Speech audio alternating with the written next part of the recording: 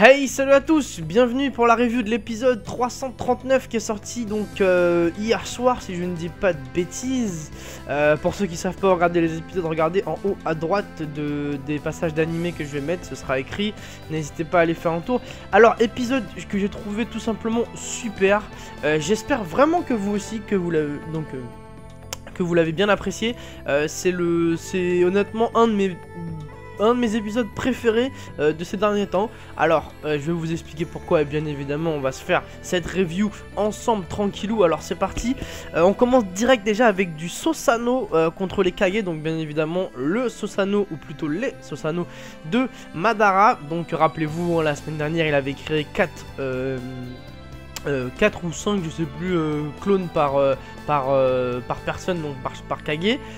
On les voit déjà combattre dès le début, donc c'est plutôt on voit plutôt de l'action, c'est plutôt sympa. On voit donc Raikage qui essaye d'attaquer avec Tsunade, Gaara, enfin c'est vraiment plutôt pas mal. On voit clairement la suprématie de Madara. C'est vraiment Madara, je crois que c'est le plus puissant shinobi qu'on ait jamais vu, de nos yeux en tout cas, puisqu'on sait qu'Hashirama est encore apparemment rivalise ou est plus puissant que lui, mais on l'a jamais vu vraiment au combat. Hashirama on l'a vraiment jamais vu vraiment. Donc là Madara honnêtement c'est le plus incroyable des ninjas. Rappelez-vous cette phase qu'il nous avait fait avec les shinobi de l'Alliance, elle était juste incroyable. Et là, on voit encore tout l'étendue de ses pouvoirs. Alors très bonne combinaison à un moment, les 5 Kage, dragon à queue électrifiée mélangé un peu avec des particules de sable, qui étaient vraiment très bien pensées, et des parchemins explosifs, je l'oublie en plus. C'était vraiment sympa. Malheureusement ça n'a pas fonctionné. On a eu le droit aujourd'hui de voir le Susanoo parfait de Madara, qui faut l'avouer quand même est plutôt classe. À part son nez de Pinocchio, j'ai trouvé ça plutôt classe. En scan, j'étais pas spécialement fan. Je dois avouer qu'en vrai, il a quand même de la gueule. Donc je préfère un peu la fermer. Il faisait un peu flipper. Donc vraiment Madara, qu'est-ce qu'on peut dire sur lui? Franchement c'est je pense l'élite des Uchiha. Ça, ce qui est sûr, c'est que je pense qu'aucun Uchiha n'est plus fort que lui. Même Itachi honnêtement qui est assez incroyable. Je pense pas qu'il rivalise avec Madara. Il est vraiment impressionnant. Donc on a vu une petite partie de combat. Ensuite ça va sur Kabuto et Itachi Sasuke. Donc bien évidemment Itachi a réussi son Izanami sur notre ami Kabuto. Il le fait donc tout simplement désactiver la technique, mais avant de disparaître. Alors là, ça c'est vraiment les moments que j'aime le plus dans Naruto. C'est quand on voit des choses du flashback qu'on n'a jamais vu. Alors là j'ai été servi, puisqu'on a vu Itachi se dévoiler un peu plus. On voit déjà Shisui, donc son meilleur ami. Vous aurez notifié donc qu'il avait le Sharingan, enfin la forme de Sharingan qu'a Itachi aujourd'hui. On voit son meilleur ami. Alors finalement on sait pas s'il est mort ou pas, hein. Il s'appelle Shisui.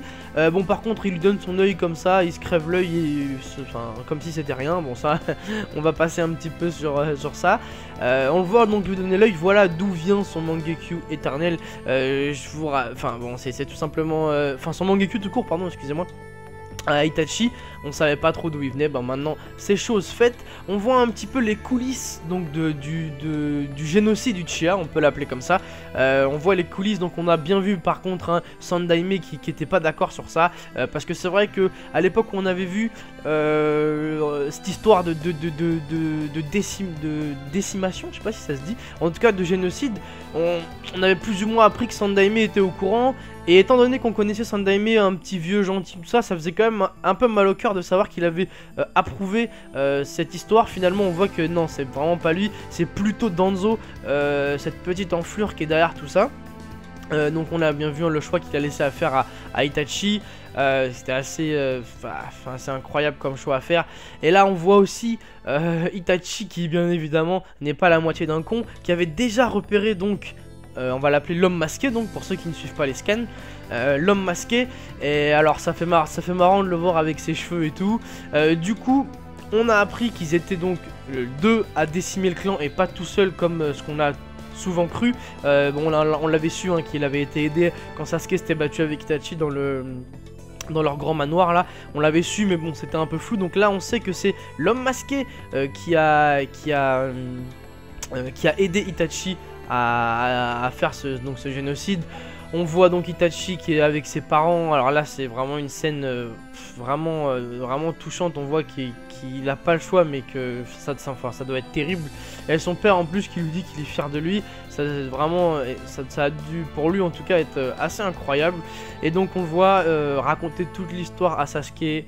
Et à la fin il lui dit donc ça c'est la fameuse scène culte qu'il l'aimera toujours. Et l'épisode se termine ici. Voilà, donc c'était vraiment franchement un super épisode. On a eu quoi? On a eu du combat avec Madara et les Kage, on a eu de l'action. Ensuite on a eu un peu plus d'explications sur ce qu'a fait Itachi dans le passé, avec quand même assez de détails. On a vu deux persos qu'on voit pas souvent, donc Shisui et l'homme masqué.